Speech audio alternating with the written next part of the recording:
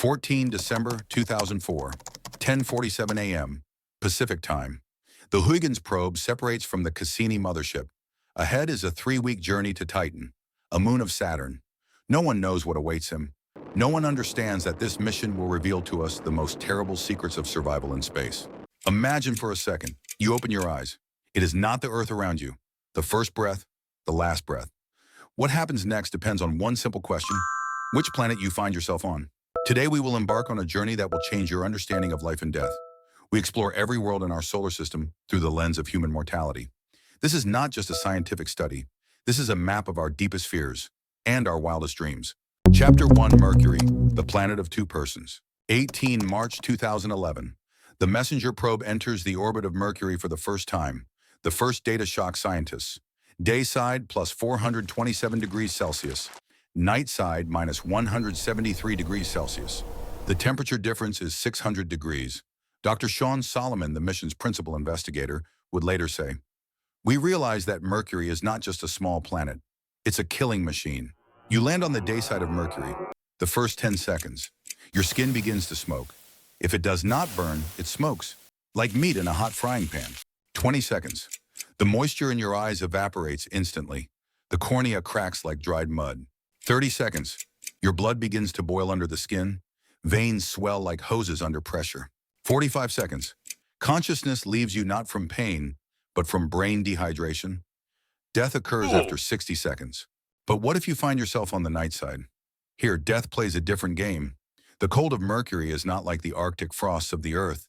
This is the absolute merciless cold of space.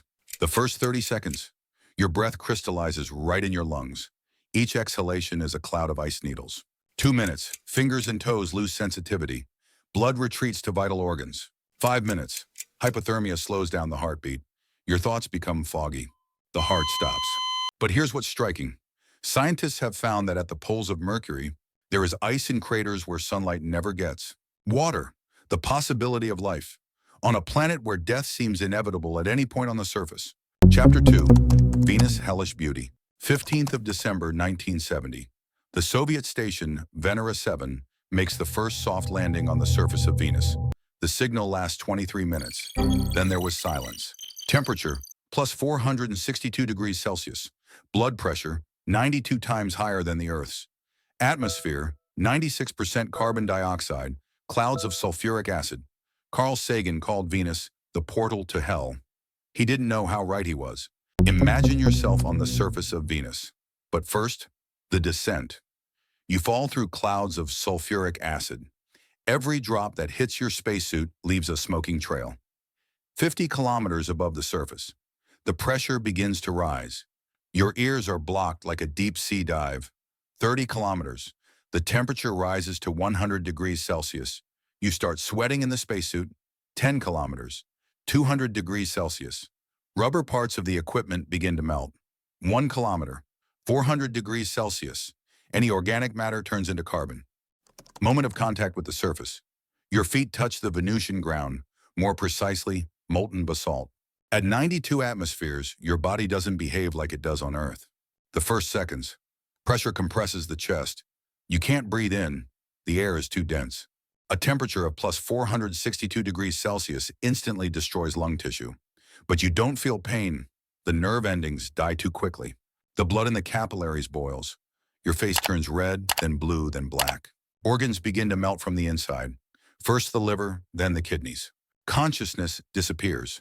The brain stops functioning at temperatures above plus 50 degrees Celsius. And inside you already have plus 100 degrees Celsius. What was once a man is turning into a charred mass of carbon. But there is one detail that most people miss. At an altitude of 50 to 60 kilometers above the surface of Venus, the conditions are almost terrestrial. Temperature plus 60 degrees Celsius. Carl Sagan in 1961 proposed the idea of floating cities in the atmosphere of Venus. NASA is now seriously considering this possibility. The planet of death can become the planet of life, if you know where to look. Chapter 3: Mars, Deceptive Proximity. 4th of July, 1997. The Sojourner rover takes its first steps on the surface of Mars. The world freezes in admiration. Red rocks, dusty plains, clouds in a thin atmosphere. So similar to the Earth. So deceptively safe. Dr. Matthew Golombek, the head of the mission, later admitted, Mars looks hospitable. This is the most dangerous lie in the entire solar system. You're standing on the red plains of Mars without a spacesuit. The first thing you notice is silence. Absolute dead silence. The atmosphere of Mars is 100 times thinner than the Earth's. The sound is almost not transmitted. The second is cold. Average temperature, minus 80 degrees Celsius. But now it is daytime, and the sun is shining. Maybe minus 40 degrees Celsius? It seems that it is survivable. You take a deep breath. Error. Atmospheric pressure on Mars is 1% of Earth's. This is called ebullition, the boiling of body fluids at low pressure. The saliva on the tongue begins to bubble. Tears in the eyes turn to steam. You try to exhale, but your lungs expand like balloons. The chest swells. Oxygen in the blood begins to be released in the form of bubbles, like a diver with decompression sickness. Loss of consciousness, not from suffocation, but from embolism. Gas bubbles block blood flow to the brain. The heart stops. Death does not come from the cold, as many people think, and not from the lack of oxygen, but from physics.